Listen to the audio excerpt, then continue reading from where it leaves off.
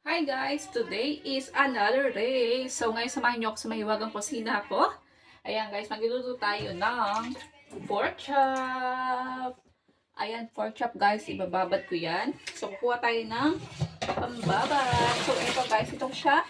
Ibababad sa silver na to. So samahan niyo ako guys. At bubuksan na natin siya. Ngayon, nugasan ko lang muna itong pork chop na to guys. Ayan. Sana ay mabuksan at kung kayang buksan ang ating pork chop. Yan guys, so okay na si pork chop. Ayan, hugasan ko si pork chop din. Ibababad ko na siya. Ayan, isa-isahin natin. Ilagay natin dito. Ibabad ko muna siya. At may lulutuin ko na si pork chop. Ayan, lagyan ko siya ng toyo. Toyo and what's ba? Ano bang sunod guys? So, lagyan natin siya ng toyo, tapos pepper, mamasita. Yan kasi ginagawa ng hubby guys. So, ilagay ko muna siya dito. Ayan, nakugasan ko na siya. And then, titignan ko si Kyrie guys. Sinisilip ko siya.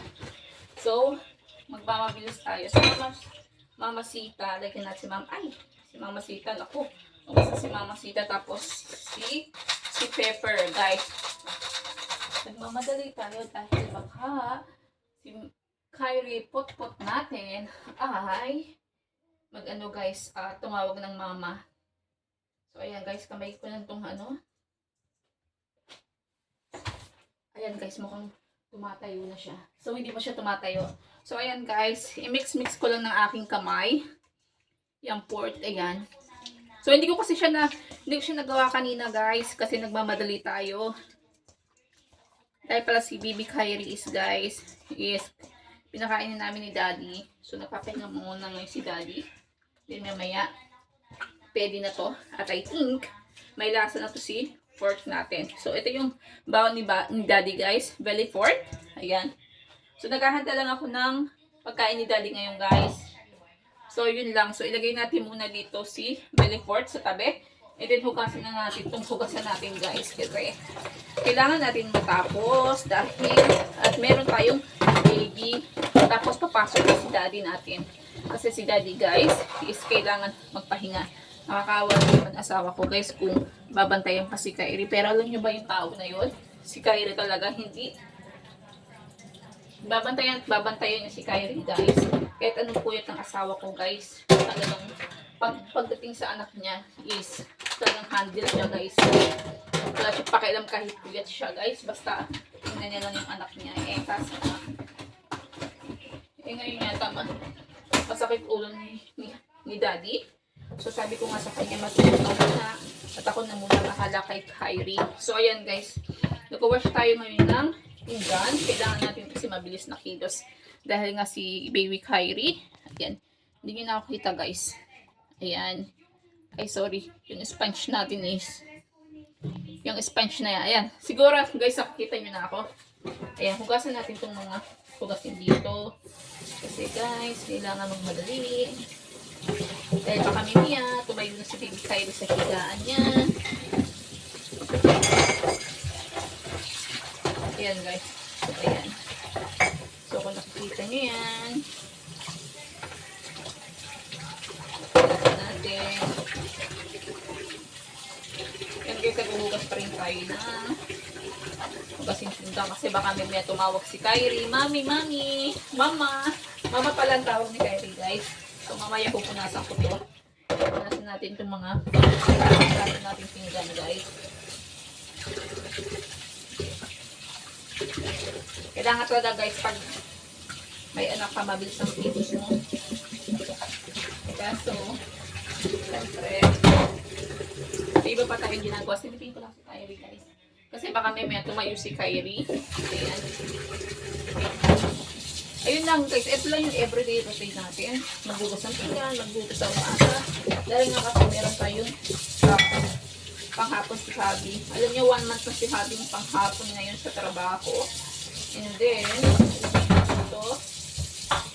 Tapos,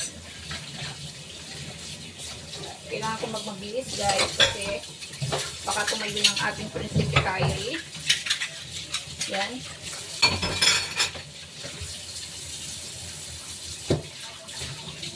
Yun lang guys, a day in my life. Ganito lang tayo everyday. Hugas pinggan, luto-luto. Paghanda si Habi at si Kyrie ng pagkain. Pero si Kyrie kumain na guys. Si Habi na lang. Sinasalang ko na yung ulam mamaya. So, ihanda ko muna yung paliguan ni Kyrie. Silipin ko lang siya ulit guys.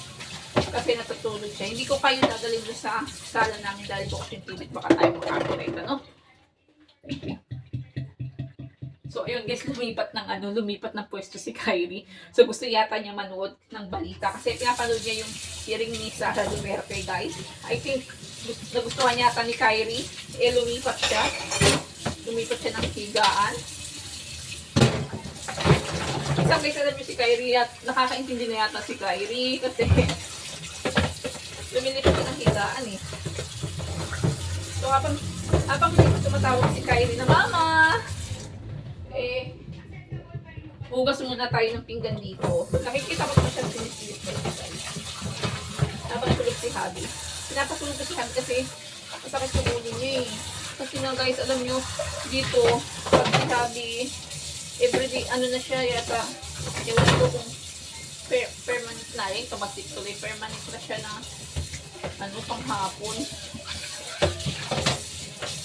So, babantayan natin si Little Kyrie guys.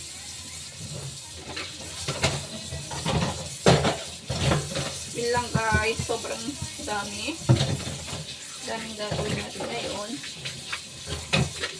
Ayun guys, ito lang yung ating video ngayon. Please subscribe ni Raembok. Paki-subscribe ang ating video guys. Yan, hugas-hugas ang pinggan. Hindi ko pala na-share sa inyo guys na merong ginawa si mother-in-law na pagkain para kay Kyrie. Ito yung food na ginawa ni mother-in-law guys para kay Kyrie. Silipin ko lang ulit si Kyrie guys. So, ayan guys, nagluto si mother-in-law na itong food na to. Parang minash niya yata to. Ayan. May carrots, may pepper, may sumabaw na. May flour, may cornstarch yan. Ito yung ginawa ni mother-in-law para kay Kyrie. And then may patatas, may spinach, may broccoli. So, nagustuhan naman ni Kyrie guys. Kasi hindi naman kasi ako masyadong marunong guys pagdating sa gawain na pagkain ni Kyrie. So, kaya si mother-in-law, lagi yung naka-guide sa akin. Kaya I'm so blessed kasi meron tayong mother-in-law na binabantayan tayo sa lahat. Lalo kay Kyrie, pag-guide kay Kyrie. Kasi I am a first-time mom. So, lagi naka-guide siya dyan kasi nga syempre malayo ako sa pamilya. Wala akong pamilya dito guys. So, ayun lang guys. Maraming salamat sa pag-suporta niyo sa aking YouTube channel. Please support me Raembok. Paki-subscribe ang aking channel. At huwag kayong makakalimot na i-subscribe, mag-comment, and i-share nyo to. So, sana guys, tawag doon. Hindi ko na alam guys kung magiging inspiration ba ako sa inyo sa araw-araw na ginagawa ko na bilang isang housewife guys. So, yun lang. Yun lang yung kukwento ko guys na bilang isang housewife, taga-hugas. Pero alam nyo guys, happy ako sa ginagawa ko lalo pagbabantay ko kay Kyrie. At least kahit housewife ako guys kasi nasasabayan ko si Kyrie. Sorry guys, tumitingin ako doon kasi pinakikinggan ko yung isa kong tenga habang nagusto ko dito. Isang tenga ko ay nasa kay Kyrie para baka tumawag siya ng mama. Syempre, alerto ako guys. Kasi alam nyo ba, nahulog na yan. Nag-backtide na siya doon sa playpen namin. Ayan guys, tatayo na siya. So, putulin ko na itong aking pagbablog. So, maraming salamat sa pag-support nyo sa aking YouTube channel. Please support me, Raembok. Maraming salamat guys. Bye-bye and God bless. See you next vlog. Bye-bye guys. See ya. And God bless guys. Magpapakalong siya. Bye-bye, bye-bye, bye-bye. Bye-bye guys. See ya. See you at the next vlog.